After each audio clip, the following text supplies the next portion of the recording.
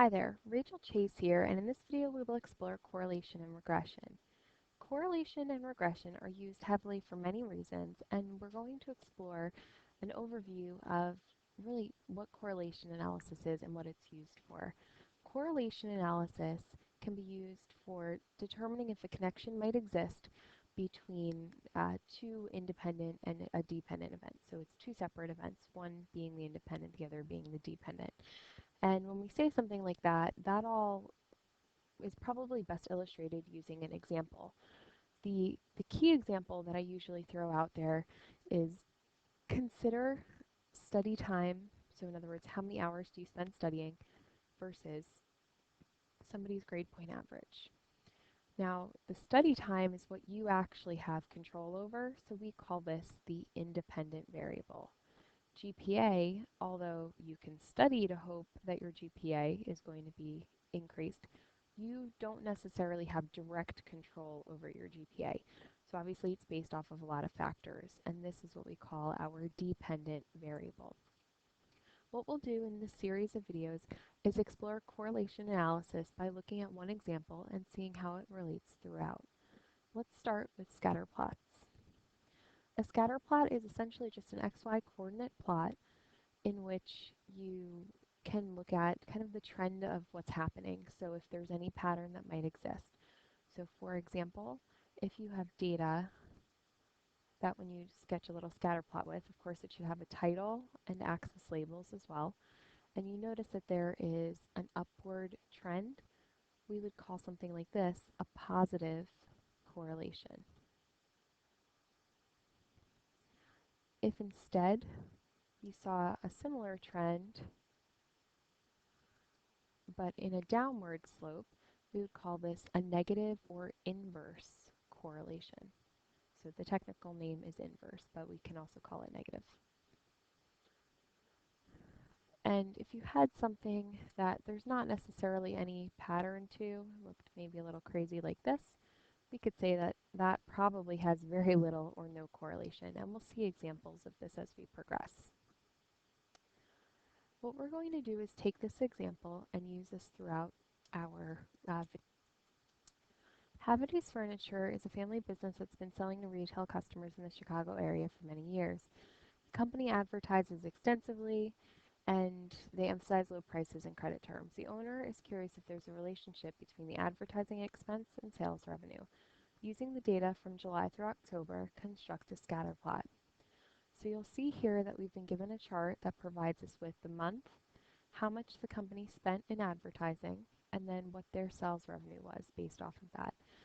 Now, if you think about it, before you even run a correlation analysis, you should ask yourself, does it seem like a correlation might exist? Well, as a company, you're probably going to make maybe a little bit more money based off of how many customers hear about your merchandise or how many customers hear about what you do. How can you get the word out there? Using advertising, and of course advertising costs money. So the first thing you want to do to sketch a scatter plot is convert all of these into ordered pairs, and you determine that based off of what your independent and dependent variable are. Which of these two things would you say you have control over? Advertising expense is what you as the company can control because you have no control over physically making somebody walk into your store and purchase something. That's entirely up to them. So you have your X, which is your independent, and your Y, which is your dependent variable. So take a moment and convert these into ordered pairs. That would be X comma Y, so 2 comma 7, 1 comma 3, 3, 8, and 4, 10. So again, the idea here is that there might be a connection. So let's see visually what this will look like. We can call our scatter plot anything that basically tells us what we're looking at, and this will be sales revenue versus your advertising expense. So just so somebody knows what they're looking at when they read it. On the y-axis, that is going to be your sales revenue.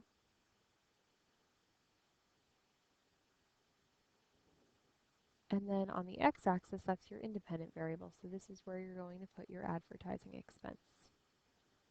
One more thing we need to include here is that these are in millions of dollars.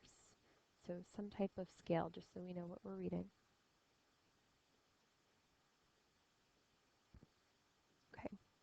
Now take a moment and plot each of your ordered pairs. We said that when our advertising expense was $2 million, we saw sales revenue of 7. So we're going to go over to 2, up to 7, place our point. When our advertising expense was 1 million, we saw 3 million in revenue. And then we had 3 million and 8 million. And last but not least, 4 million and 10 million.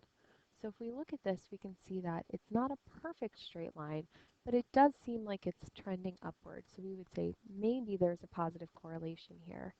What we're going to do next is see how, if there is a relationship, how strong of a relationship there is. In order to determine if a relationship exists, you have to find what's called the correlation coefficient.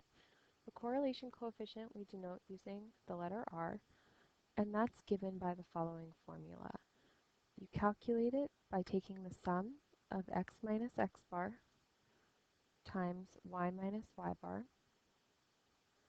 and then divide by n minus 1 times the standard deviation of x and the standard deviation of y. So while this might seem intimidating, we have all of the tools that we need in order to find this information. Quite frankly, you can calculate these using your graphing calculator, but we'll do at least one by hand just so you're familiar with where this information comes from. R is also bounded by positive and negative 1. So the absolute value of R has to be less than or equal to 1, and that means that it can never be smaller than negative 1, and it can never be bigger than positive 1.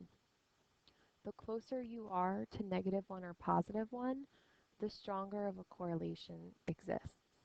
Now, for our course, we only look at linear correlation, but this concept applies to any type of correlation. For example, parabolic correlation or exponential correlation. Those are really all things that could happen in the real world. Now, if we look at this as kind of a number line, if you will, where 0 is in the center, a correlation of 0, in other words, when r equals 0, means that there is absolutely no correlation whatsoever. If it's exactly a positive one, we call this a perfect positive correlation. Similarly, if it's a negative one, we call that a perfect negative correlation or perfect inverse correlation. Basically, anything else in between, there's varying levels of, what that might imply. A few that are most significant now, please keep in mind anything to the left, in other words, anything smaller than 0, meaning it's negative, always has the word inverse in there. But I want to describe some of these in terms of just like rough ideas to look for. When your correlation coefficient is basically in the 0.95 range to 1, we would say that there is a very strong correlation. So if it's positive 0.95, it would be a very strong positive correlation. If it was negative 0.95, a very strong inverse correlation. And I guess technically that's not exactly 1 because that would be your perfect. If you have something that's roughly between, I don't know, again, I'm just guessing here. If you're the kind of person that wants some hard rule, you can go on Google and look for that. But really, it's just a matter of using, rough knowledge, because in the real world, this data doesn't tend to be as perfect as we think. So something like 0.85 to 0.94, you're looking at a strong correlation. And then from there, it really just kind of varies. If R is around, we usually say the like 0.45 to 7.5 or 8 range, 8-ish, say a moderate correlation. And of course, anything that is really between the, we could say, I don't know, obviously 0 would be negative, but let's say like 0.01 to the 0.3-ish range, you're looking at very weak correlation. And of course, the closer to 0, the weaker it is. Let's go ahead and take a look at an example. Given our data from earlier, let's find correlation coefficient and determine if a linear relationship exists. The first thing you should always do when you're computing these by hand is go ahead and look at your one var stats functions that you're familiar with, and you'll notice if you find that below it, there's actually something called two var stats, two var standing for two variable. So let's take a look at. So first things first, go ahead and enter your data into your list functions. So I'm going to clear out what I have here and enter my data.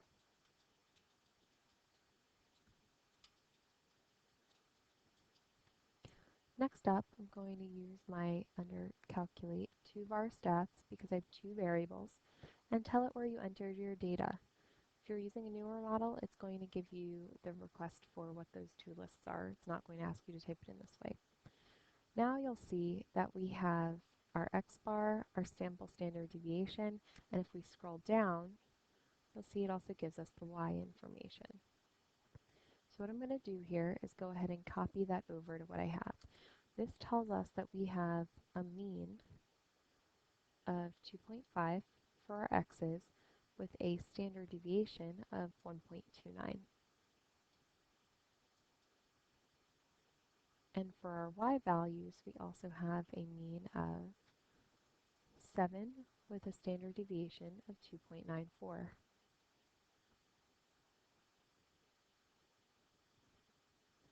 For the sake of this example, we're going to use these rounded values. Eventually, you'll be expected just to plug these into your calculator, so you won't have to worry as much about rounding as we do here. Again, let's run through this by hand based off of the formula that we have for our standard deviation. We need x minus x bar. We need a column for y minus y bar, and one final column that multiplies each of those together.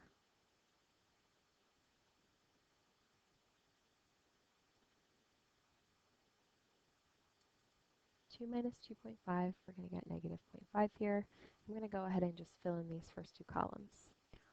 Next, you're going to go ahead and take each column and multiply these together. Anything times 0 is 0. 1.5 times 4, both are negative, makes that a positive, let's see, so it's going to be a positive 6. 0.5 times 1 is 0.5, and 1.5 times 3 is 4.5. The formula tells us to take the sum of this information, and that will be the numerator.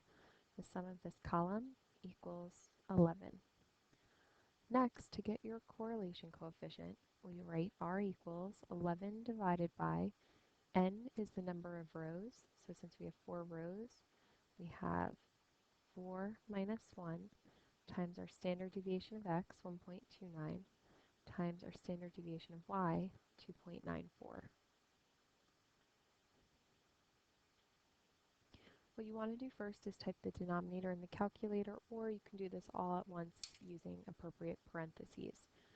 So I'm going to clear what we have here. That's 11 divided by 4 minus 1 is 3 times 1.29 times 2.94, which gives us a correlation coefficient of 0.967, roughly.